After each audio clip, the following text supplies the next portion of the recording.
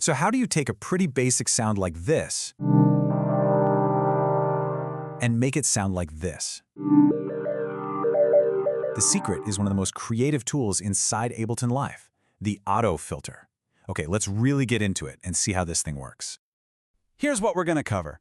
First, we'll start with the absolute basics. What even is a filter?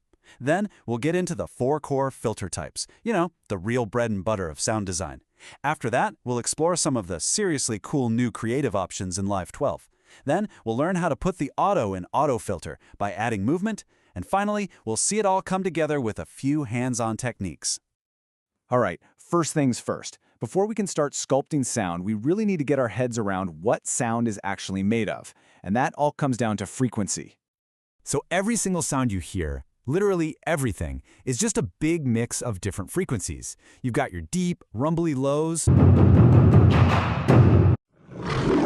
all the way up to your sharp, crispy highs. The best way to think about it is like light. You know how white light is actually made of all the colors of the rainbow? Well, a rich sound is made of all the frequencies in the spectrum. And that's exactly where an audio filter comes in.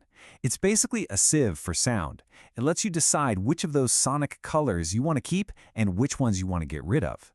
It is the #1 tool for shaping and sculpting your sounds. So with that in mind, let's look at the 4 classic filter types. These are the absolute cornerstones of filtering that you'll find everywhere, not just in Ableton, but on classic synths and in big studios all over the world. The low-pass filter is probably the one you'll use more than any other, and it does exactly what its name says. It lets the low frequencies pass through while it cuts out the highs. It's that sound you hear when music is playing in another room through a wall. It just sounds warmer, darker, more muffled.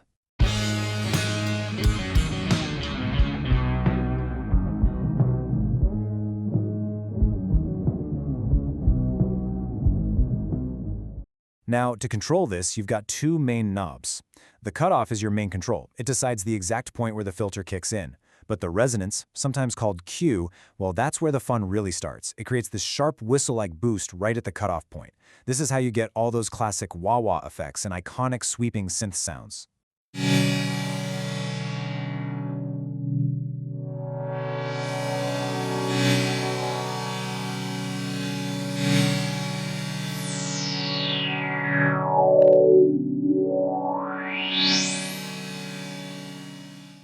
The high-pass filter is, you guessed it, the total opposite.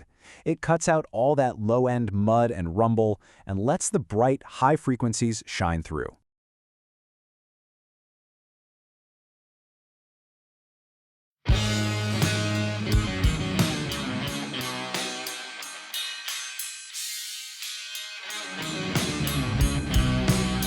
A bandpass filter is kind of like having a low pass and a high pass working at the same time. It cuts out the super lows and the super highs, leaving you with just a narrow slice, or a band, right in the middle. This gives you that thin, focused sound, almost like a voice on an old telephone or coming through a cheap radio.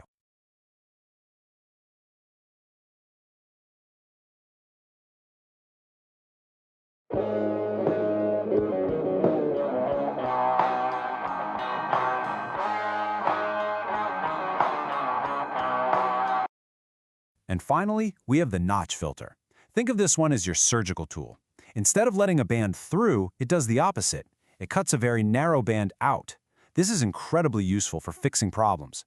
If you've got an annoying 60-cycle hum from a power outlet or some weird ringing frequency in a sample, the notch filter lets you pinpoint it and remove it without messing up the rest of the sound.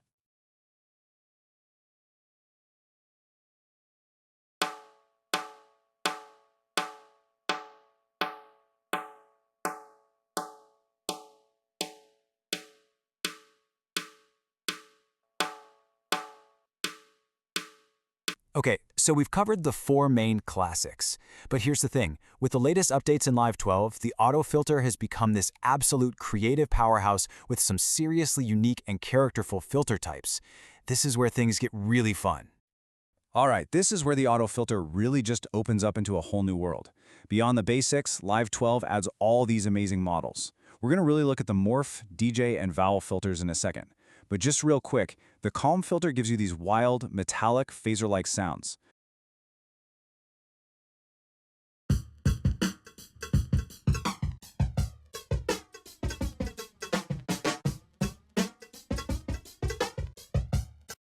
The resampling filter has this vintage digital grit like an old-school sampler.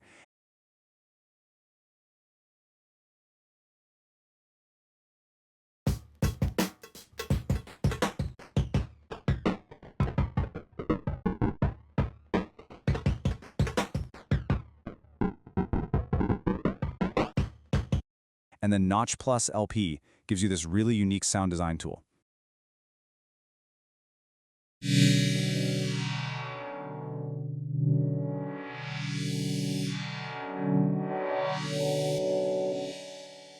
First up, the More filter.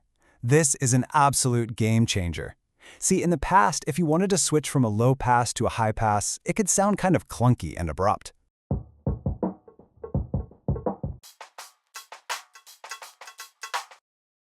The More filter totally solves that. It gives you a single knob that just smoothly and seamlessly blends between the filter types, letting you create these incredible, fluid, evolving textures.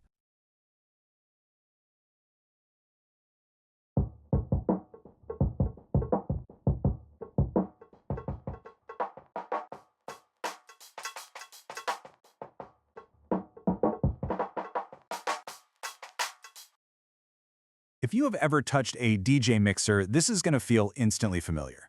With a normal filter, turning the frequency knob just moves the cutoff. But with the DJ filter, as you turn that knob from left to right, it automatically goes from a low pass, through the middle, to a high pass filter, exactly like the filter knob on a mixer. It's just brilliant for live performance and transitions.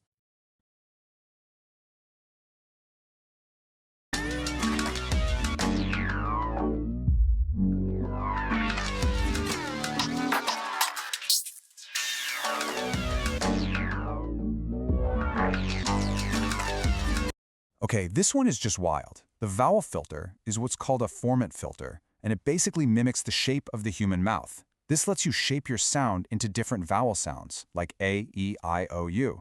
You can make your synth basses sound like they're talking, or make pads that sound like they're singing. It's an instant way to add this really unique, organic character to any sound you run through it.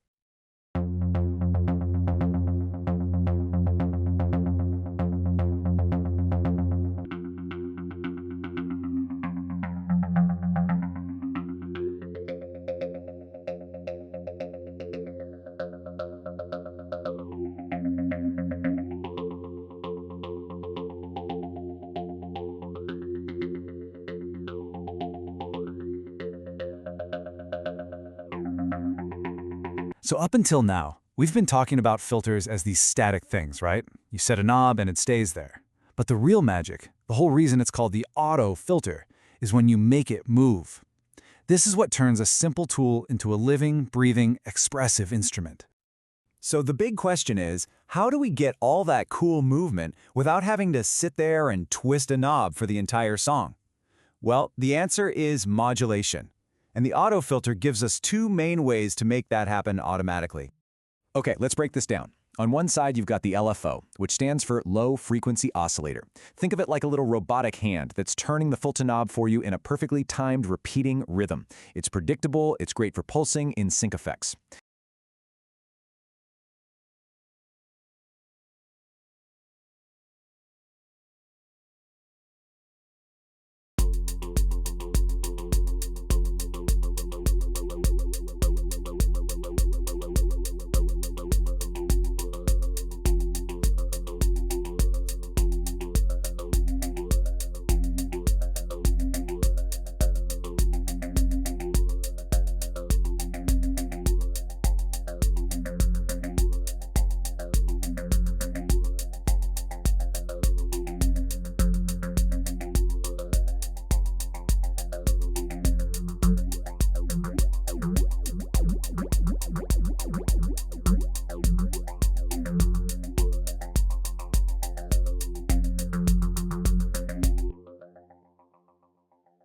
Then on the other side, you have the envelope follower. This one actually listens to your audio. When your sound gets louder, the filter opens up. When it gets quieter, the filter closes. It's dynamic, it's reactive, and it makes the sound feel alive.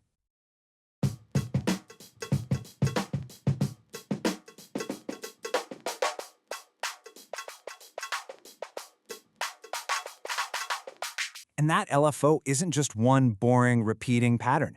You get a whole bunch of different shapes to choose from. A sine wave gives you this smooth, gentle wobble. A square wave gives you a hard, on-off, rhythmic gating effect. And then you have the random and wander shapes, which add all this unpredictable, glitchy movement.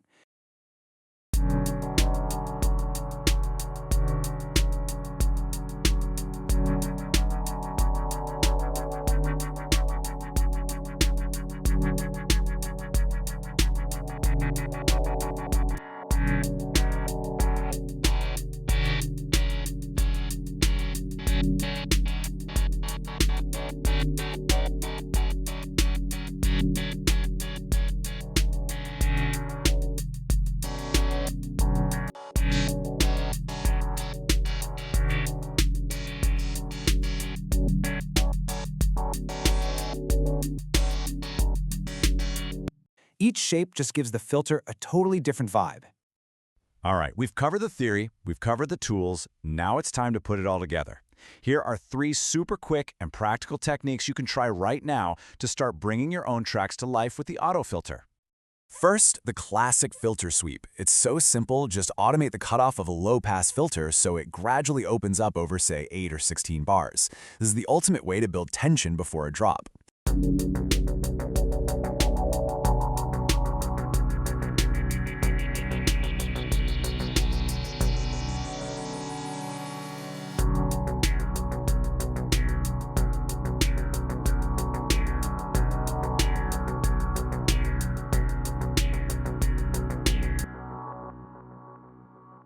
Second, the rhythmic pulse. Take a long, boring synth pad, add a square wave LFO that's synced to your track's tempo, and boom, you have a rhythmic, pulsing chord that moves perfectly in time.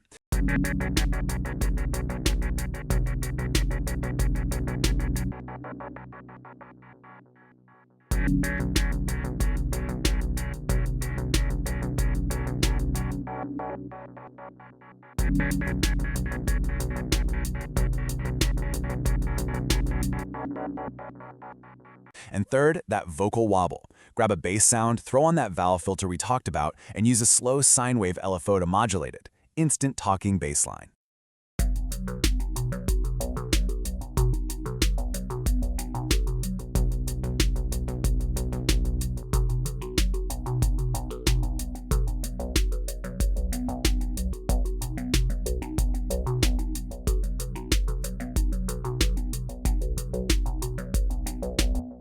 As we've seen, the Autofilter is so much more than just a simple EQ.